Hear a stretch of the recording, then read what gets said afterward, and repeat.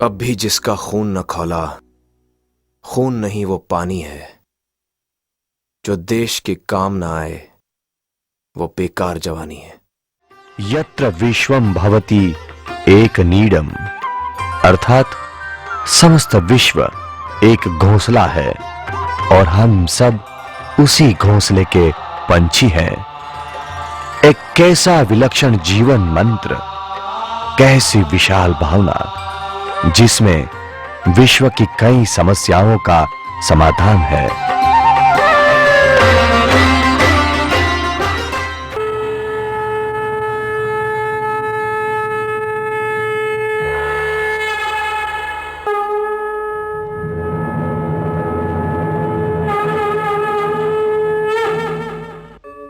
यदा यदा हि धर्मस्य ग्लानिर्भवति भारत, अभ्युत्थानम् अधर्मस्य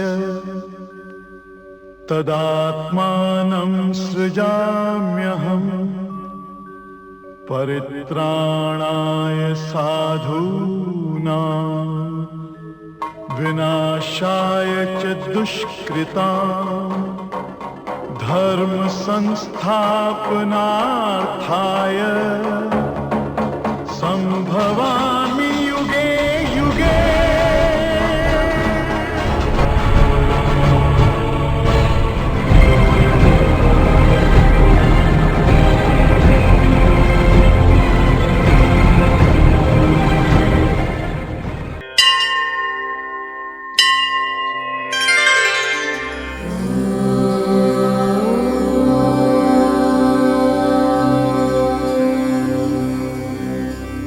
आइए अब हम आपको अमर कथा का वो प्रसंग सुनाते हैं जिसे सुनकर संत शिरोमणि शुकदेव जी अमर हो गए थे।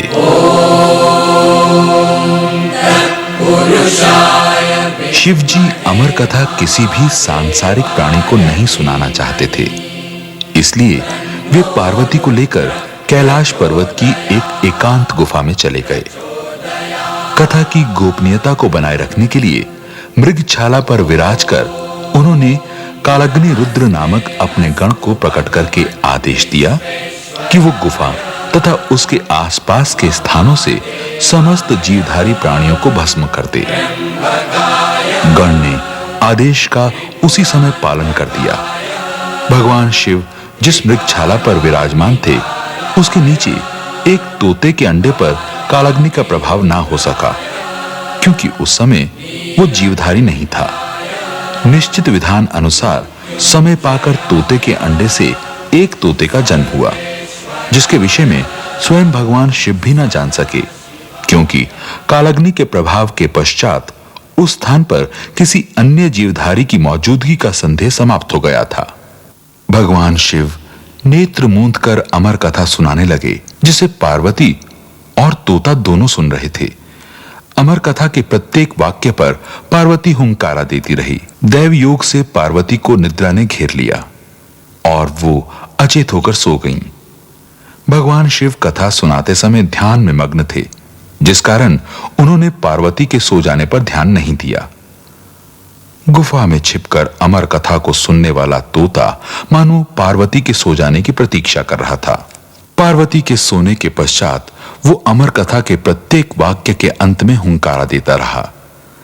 कथा के समाप्त होने पर भगवान शिव का ध्यान भंग हुआ तो उन्होंने देखा कि पार्वती जी की आंखें बंद हैं और वो सो रही हैं।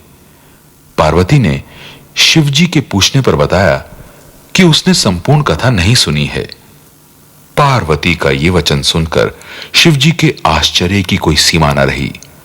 उन्होंने हुंकारा देने के बारे में पार्वती से पूछा तो उन्होंने इसके लिए भी मना कर दिया।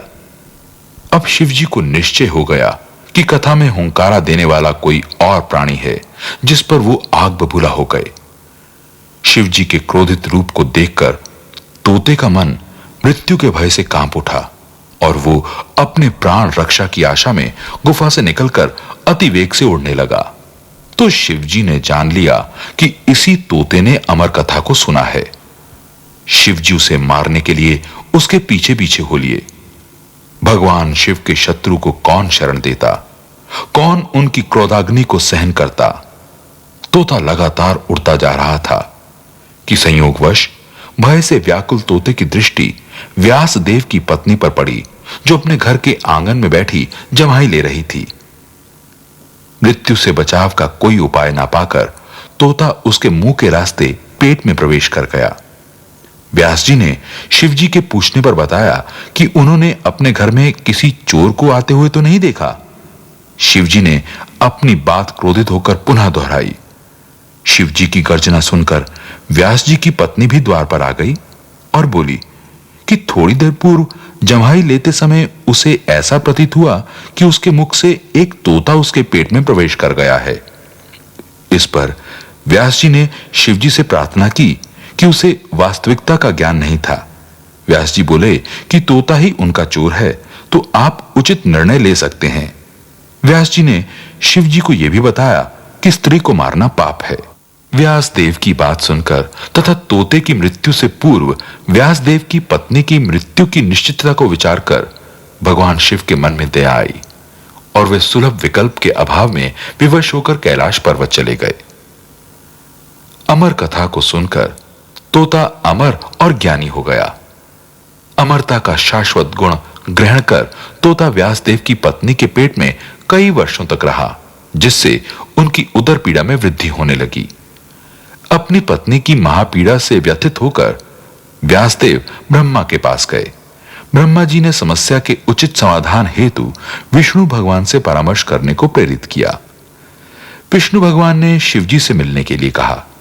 इस प्रकार ब्रह्मा, विष्णु और व्यास तीनों मिलकर शिव जी के पास गए और उनसे निवेदन किया तथा तोते के जन्म का सरल उपाय पूछा। शिव जी ने अनुरोध स्वीकार कर लिया और उनके साथ व्यासदेव के घर पर आए। तीनों देवताओं और व्यासदेव ने मिलकर तोते से जन्म लेने का आग्रह किया तथा अनेक प्रकार से उसकी स्तुति की। ज्ञानवान तोते ने देवताओं की प्रार्थना सुनकर कहा कि हे देवताओं, संसार के सभी प्राणी मोह बंधन से पीड़ित हैं। जब तक सभी प्राणी निर्मोही नहीं हो जाते, तब तक मैं जन्म नहीं लूंगा। तोते की शर्त सुनकर समर्थ विष्णु भगवान ने अपनी अपार शक्ति के प्रभाव से समस्त प्राणियों को निर्मोही कर दिया। संसार के समस्त प्राणियों की निर्मोही स्थिति को सुनिश्चित कर तोते ने मानव का शरीर धारण कर जन्म लिया। वेद व्यास देव की पत्नी से पैदा हुए इस नवजात शिशु का नाम शुकदेव रखा गया। जन्म के तुरंत पश्चात उसके पंच भौतिक शरीर में अमृतत्व गुण के कारण असाधारण वृद्धि हुई और तुरंत ही घर त्याग कर चल दिया। निर्मोही होने के कारण माता पिता के प्रेम ने भी उन्हें नहीं रोका। शुकदेव के घर से चले जाने के पश्चात भगवान विष्णु ने संसार से अपनी माया को हटा लिया और वह पुनः पूर्व की भांति समूह हो गया। संसार के समूह हो जाने पर व्यास जी और उनकी पत्नी पुत्र प्रेम के कारण विकल हो उठे। शुकदेव को घर लाने की आशा से वे निर्जन वन में शुकदेव से मिले और घर लौटने का अनुरोध किया। व्यास देव का यह वचन सुनकर शुकदेव ने विनती करते हुए कहा कि संसार निर्मोही है, यहां ना कोई किसी का पिता है, ना पुत्र है। संसार के सभी संबंध अर्थहीन हैं। विरक्त भाव से शुकदेव के मुख से ऐसे वचन सुनकर व्यासदेव ने बताया कि हे वत्स, संसार निर्मोही नहीं है। शुकदेव को व्यासदेव के इन शब्दों से ज्ञात हुआ कि विष्णु भगवान ने अपनी माया संसार से हटाकर उसे पुनः मोह युक्त कर दिया है। अतः उन्होंने व्यासदेव को धैर्य देते हुए कहा कि वो सद्गुरु से शिक्षा दीक्षा प्राप्त करके ही घर वापस आएगा। शुकदेव की मानसिक स्थिति का अनुमान लगाकर और उनके प्रण का ज्ञान कर व्यासदेव अपने घर वापस आ गए। शुकदेव ज्ञानी गुरु की खोज में चल पड़े, परंतु अपने से बढ़कर उन्हें कोई ज्ञानी नहीं मिला। अंत में पिता वेदव्यास के निर्देश एवं परामर्श से वो राजा जनक के पास मिथिलापुरी गए। राजा जनक समस्त सांसारिक सुखों का भोग कर रहे थे, जिसे देखकर शुकदेव में राजा जनक के प्रति घृणा का भाव उभर आया और उसे राजा जनक के आदर्श गुरु बनने पर संदेह होने लगा। राजा जनक ने शुकदेव के मुखाकृति के भावों को जान लिया, जिससे उसने अपनी सिद्धि बल पर अपने रमणीय नगरी में अग्नि प्रज्वलित कर दी। राजमहल के साथ साथ सारा नगर भस्मीभूत होता देखकर महाराजा जनक और उनकी पत्नी का चित्त पूर्णतया शांत रहा, परंतु सुखदेव का मन मृत्यु एवं शारीरिक ताप के भय से कांप उठा। राजा जनक शांत भाव से सुखदेव को ज्ञान गर्भित उपदेश देते रहे, परंतु उसका सुखदेव पर कोई प्रभाव नहीं हुआ। सुखदेव की व्याकुलता को देखकर राजा जनक ने अपनी शक्ति के बल से अग्नि को शांत कर दिया, जिससे सुखदेव उनसे अत्यंत प्रभावित हुए और उन्हें अपना गुरु बनाकर उनसे सदुपदेश लिया। सुखदेव कुछ समय तक जनकपुरी में रहे और तत्पश्चात नैमिषारण्य चले गए, जहां ऋषियों ने उनका बड़ा आदर सत्कार किया और अमर कथा सुनने की इच्छा प्रकट की। क्योंकि अमर कथा को सुनने वाला प्राणी अमर हो जाता है, इसलिए सुखदेव ने यह कथा सुनाने की अनिच्छा प्रकट की, परंतु महर्षियों की निरंतर दीनतापूर्ण विनती पर सुखदेव को अपना निश्चय छोड़ने के लिए बाध्य होना पड़ा और वो अमर कथा सुनाने के लिए सहमत हो गए। सुखदेव द्वारा अमर कथा सुनाए जाने का समाचार तीव्र गति से तीनों लोकों में फैल गया। अमर हो जाने की लालसा में सभी नैमिषारण्य की ओर चल पड़े, जिससे कैलाश पर्वत पर विराजमान भगवान शिव की समाधि भंग हुई। उन्होंने विचार किया कि अमर कथा सुनने वालों के अमर हो जाने से सृष्टि के समस्त प्राणियों के जीवन मरण का क्रम बंद हो जाएगा। इसलिए उन्होंने श्राप दिया कि अमर कथा सुनने वाले प्राणी अब अमर नहीं होंगे।